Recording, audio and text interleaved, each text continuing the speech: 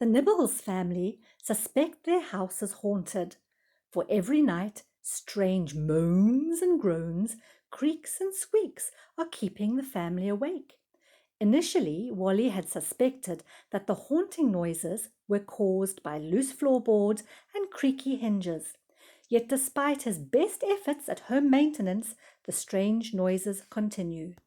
The children wonder if there could be a hidden passage or room in the house.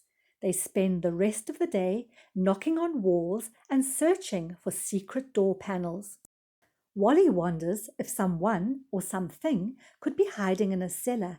He opens the door and he cries out in fright, for there in front of him stands a terrible monster.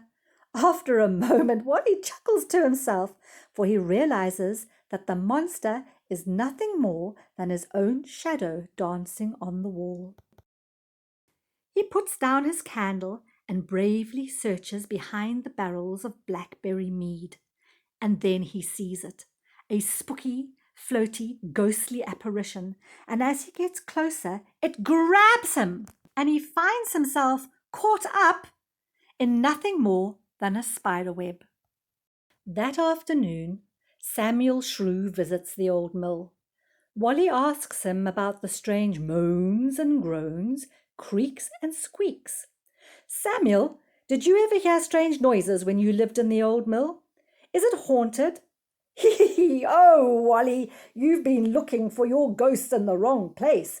You need to look outside the old mill. Tonight, when it gets dark, walk once around the house and you'll discover your ghosts." Darkness falls and the Nibble family embark on their adventure. "Stick together, mice, for there are many creatures lurking in the darkness that would love a mouse dinner," says Wally. And they tiptoe along the boardwalks. They quiver and quake, for in the distance they hear moany, groany, creaky, squeaky sounds. The sounds grow louder and louder as they reach the paving stones at the back of the old mill. Groan, moan. "Quickly," says Molly, "let's get this over with. I don't feel safe at all." They cross over the bridge, one by one. Molly stands guard to make sure that her little mice cross over safely. And all the time the frightening noises get louder and louder and louder. The frightened little mice scurry through the garden, looking around them in all directions. "Oh, this is scary." And then they stop, for they know exactly who has been moaning and groaning and what has been creaking and squeaking. Ta-da! There's nothing to be frightened of at all. The toad and the frog families are having a get-together.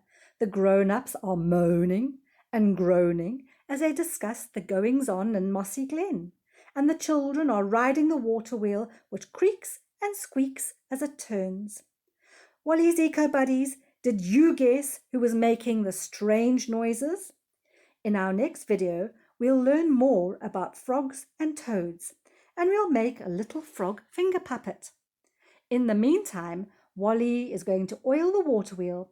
He can't do anything about the groans and the moans, but he can sort out the creaks and the squeaks. If you would like to learn more about Dawn Booth books and the Kloof Conservancy, you can follow the links provided.